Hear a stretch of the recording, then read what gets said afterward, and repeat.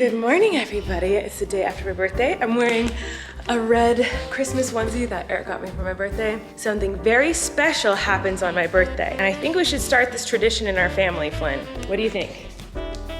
You excited? I think that means yes. One thing that is very popular in my family is cupcakes in a cone. If you've been watching my vlogs for many years, you'll know cupcakes in a cone are a staple in my house. There are photos of me and my cousins eating these on my mom's kitchen floor when we were like 1. Look like this. My mom did not make this up, but we have been eating these for literally 30 years. So basically you just make cupcake batter, you put it inside of a cupcake cone, like to this line, and then bake it, and then you frost the top. Now a lot of people will frost it on the top so that it's like cute and looks like an ice cream cone, but we just want to eat it because it's delicious. And I was just thinking, you know what? Flynn's gonna eat one of these for breakfast. Mom shamed me. I dare you. Tell me I'm a bad mom. Giving my kid sugar for breakfast. But you know what?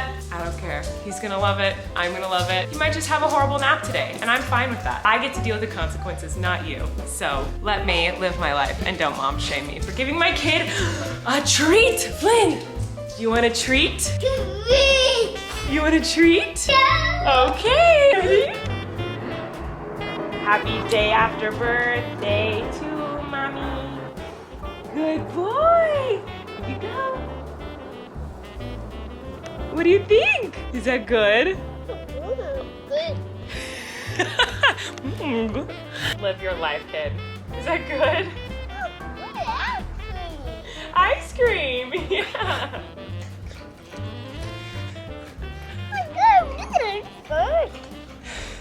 I'm seeing a lot of people online say, I miss the old Colleen.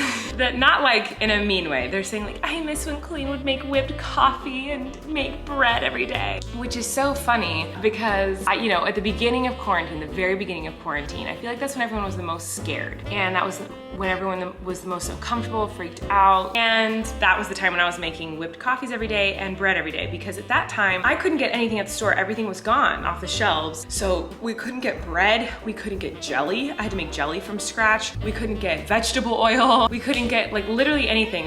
The grocery stores were out of everything. So I made bread from scratch every day. And a lot of you guys are saying, I miss the days when you did that. Well, I don't really do it anymore. 1, because I don't drink as much coffee anymore. But 2, because that bread, we got so sick of it. Like we made it every single day to the point where like Eric and I are like, we're gonna vomit if we eat this again. So I still kind of feel that way, but I also kind of want to make the bread. I'm gonna make that bread right now. And what's funny is I'm like remembering that bread right now. I'm thinking about it and I'm remembering the taste of it. And it's very dense. It isn't the best bread in the world. It's just an easy bread to make. And it's funny because I think the reason I don't make that bread anymore is because we got sick of it, but also because I've learned how to cook so much better during quarantine this year. Like I cook constantly and I feel like I'm pretty okay at cooking now. One thing I know how to make pretty well is bread. That was like the first type of bread I learned how to make, and it's good and it's fine and it does the job and it's really easy, but it's not my favorite bread. So anyway, I'm gonna make it right now just for old time's sake, for those of you saying like, I miss the old Colleen. I miss when she would make whipped coffee and bread every day.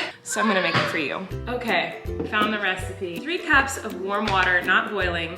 You want a tablespoon and a half of active dry yeast, tablespoon and a half of salt. Now that I know about cooking more and I know about bread, I understand why so many people were horrified by this recipe, because I know that now when I make pretzels or challah bread or cinnamon bread or just white bread, you know, any type of bread that I make, you have to let your yeast like proof in the warm water. And you usually do that with sugar or just by itself, but putting salt in with the yeast in the warm water is terrifying. And also you're supposed to like let it sit and like proof and get all foamy. But in this recipe, you don't do that. You just dump the flour in there. So I understand why people are like, what are you doing? That's not how you make bread. But this recipe does work and it's really easy. So you take all-purpose flour, 6.5 cups. This takes a lot of concentration for me. I do have ADHD. That is something else I found out in 2020. I'm clinically diagnosed with ADHD. That's really fun. Which is why, being in quarantine, I was like, I can't count to 6 without getting distracted. Now I know why. So let's count together. 1, 2, 3. I already lost count. Was that 3? I think that was 3, 4, 5, 6, 6.5 cups of flour. And you just stir that up. There is no need to knead this. This is the only bread I know where you don't have to knead it. It is good to get in there with your fingers though, so I'm gonna do that. And now I'm gonna put a lid on it and let it sit for 2 hours and rise. And then I put it in the fridge, and it can stay in the fridge all freaking week. And whenever I want some bread, I just take out a lump and cook it for 30 minutes. Okay, so the dough has been rising for 2 hours. It looks like this. It usually rises a little more, so I probably did something wrong, but whatever. So I'm gonna pull out a hunk, roll it into a ball, and I like to put in some of these garlic toasted nuggets. And I also took some rosemary, oh, there's my hair. That's cute. Fresh rosemary from the garden in our side yard, and chopped it up. And I like to put that into the bread. So it's like a rosemary garlicky goodness. So that's what I'm about to do.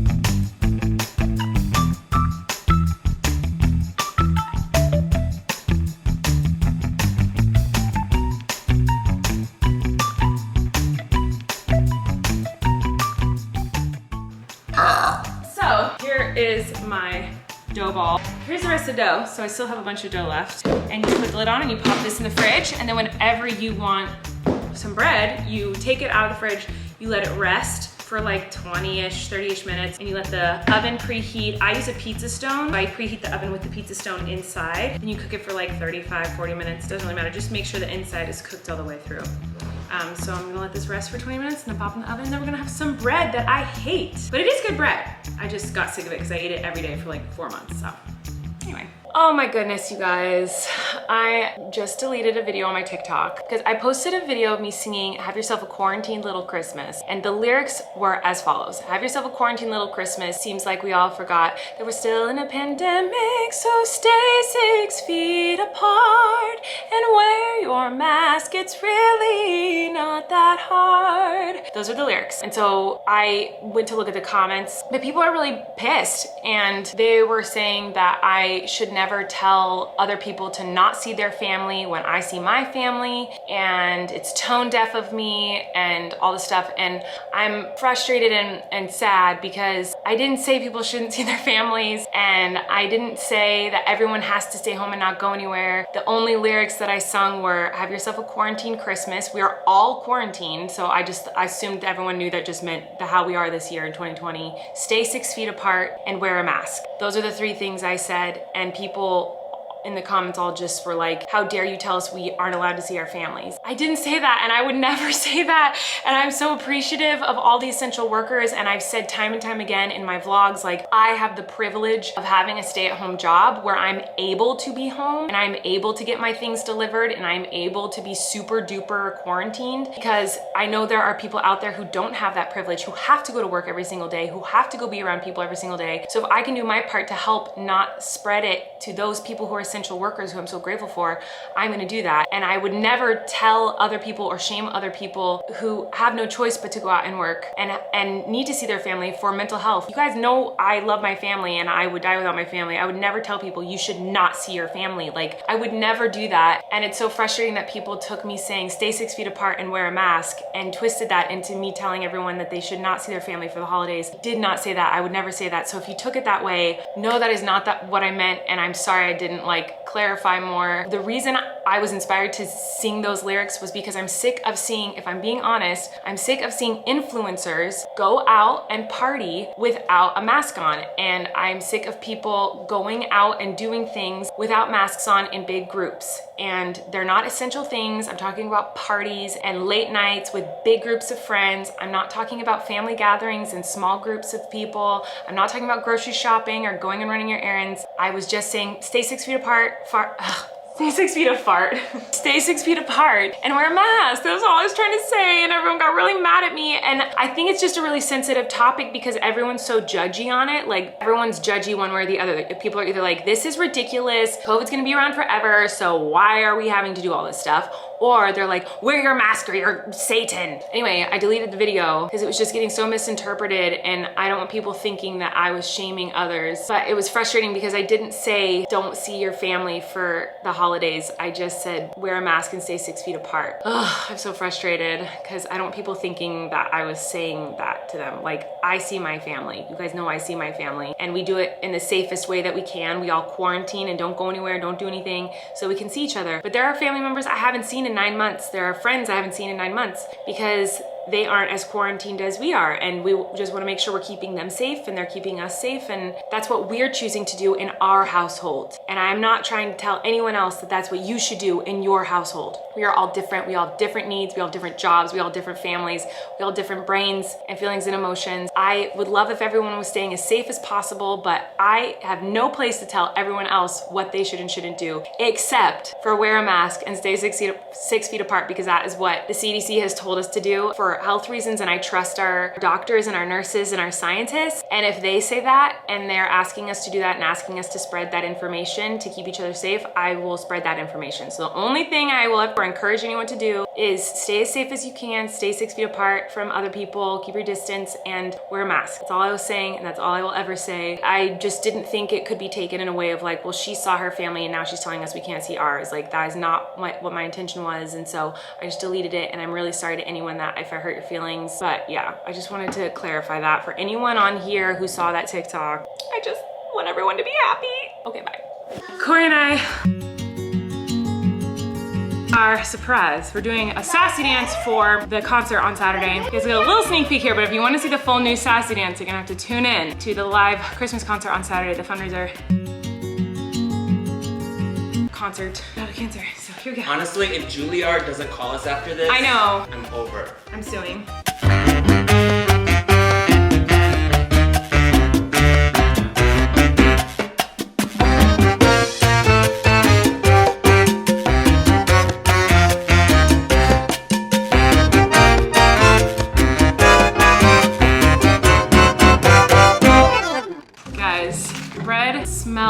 It smells like bread, but this specific smell of bread is very quarantine 2020, and it's a little triggering. Eric and I are just like, you know what I mean? I wish we had a candle. Like, the house smells like this bread, and it doesn't smell bad. It smells like bread, but it just like, it's so triggering at the beginning of quarantine that I'm just like, ooh, cutting myself a little slice. It's so weird. We literally couldn't get bread at the beginning of quarantine. This was like our option. Maybe it's just the smell that's freaking me out. I mean, it tastes exactly how I remember. You don't even want to try it? I don't want to look at it. It is good, but I don't want to eat it. Flynn might like it. I just cut off Flynn's hair. Look at it, it looks so dark. I cut Flynn's hair. He really needed a haircut. It was getting in his eyes, and we really love Flynn with his like shaggy, messy hair. He's had the short, spiky, shaved on the sides haircut before, and he was adorable with it, but we feel like it doesn't really suit his personality that well. And so we were like, well, we like it kind of shaggy. It feels like it fits his goofy, silly, fun personality better than like a spiky bro, like, you know? Not that a haircut determines your personality, but you know what I'm saying. It's just so hard because we trim it and then it just grows back in 2 weeks. So I'm like, oh, we gotta cut it shorter. So we cut it pretty short. He looks all grown up. He's so cute. So he's about to go take a bath. I'll show you after his bath, but it'll be wet, so you won't see it until really tomorrow when it dries while he's sleeping. But I have to vacuum up all his little hairs, so I'm gonna do that. Okay, Flynn just got out of the bath. He's all ready for bed. Daddy go. Yeah? Daddy go. Where'd Dada go? Where are your daughters? So this is what we're working with here. Daddy go. Yeah, I don't know. Where'd it go? Put down. I don't know where you put it. Did you lose it? Filming you. He's very short here now. Daddy go. Yeah, where'd it go? I don't know what you're saying, bro. He's saying where did his star dart go?